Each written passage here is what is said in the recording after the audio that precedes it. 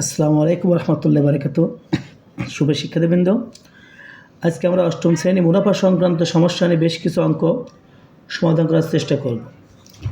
তো নির্ধারিত একটা সূত্রের মাধ্যমে আমরা প্রতিটা অঙ্ক সমাধান করব।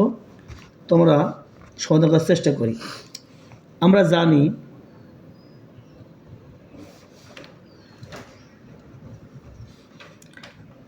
আই সমান পি এন আর। তো লক্ষণীয় যে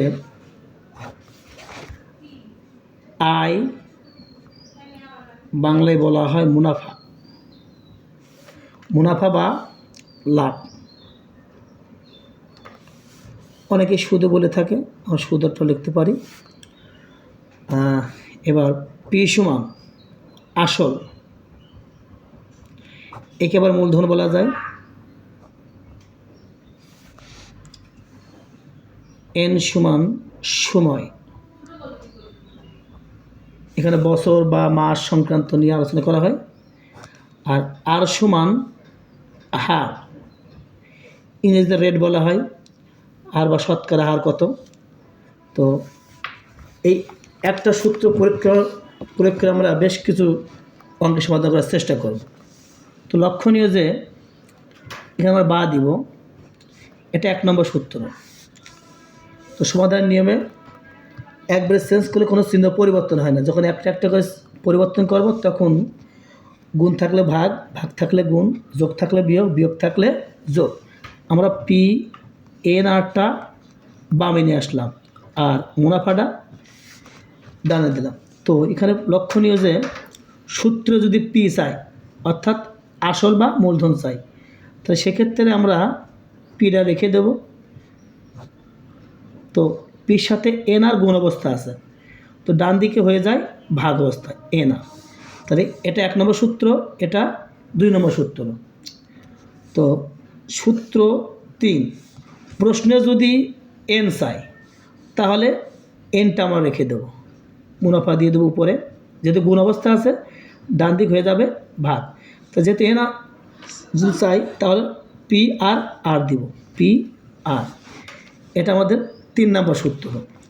এবার 4 নম্বর সূত্র, যদি আর চাই, তাহলে আর ক্ষেত্রে একটু জটিলতা হয়। তো সেক্ষেত্রে সহজ পদ্ধতির সমাধান, আর সমান এখানে আই দিব, এখানে পি দেবো আর এন দেবো। তবে যখন আর চাবে তখন এখানে দেবো 100, আর এখানে 1/100। এটার কারণ হচ্ছে পার্সেন্টেজ, যে কোনো একটা দিতে হবে।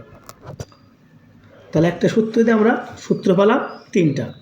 আই সমান পি এন আর, যদি পি চাই আই বাই এন আর, যদি এন চাই আই বাই পি আর। আর যখন আর চাবে আই গুণ 100/পি এন গুণ 1/100, অর্থাৎ পার্সেন্টেজ।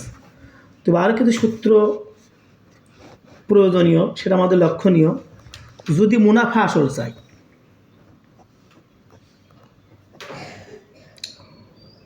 মুনাফা আসল সমান মুনাফা আসল সমান আসল প্লাস মুনাফা। তো মুনাফা আসলকে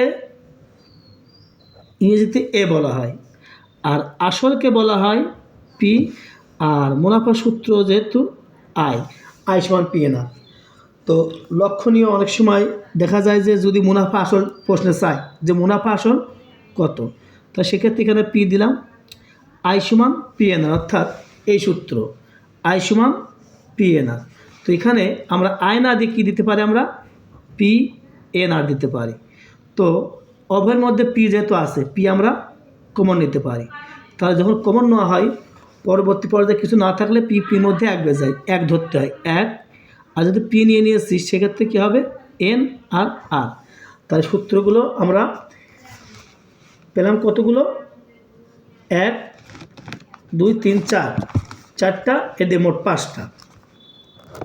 এই সূত্রগুলো জানা থাকলে মুনাফা সংক্রান্ত সমস্যা আর সমস্যা হবে না। তো সুপ্রিয় শিক্ষার্থীবৃন্দ, ভিডিও যদি ভালো লেগে থাকে তাহলে লাইক, কমেন্ট, শেয়ার, সেই সাথে সাবস্ক্রাইব করে বেল আইকনটি ক্লিক করে আমাদের পাশেই থাকো, যাতে আমাদের ভিডিওটি আপলোড হওয়ার সাথে সাথেই তোমরা নোটিফিকেশন পেয়ে যাও। আসসালামু আলাইকুম রহমতুল্লাহি ওয়া বারাকাতুহু।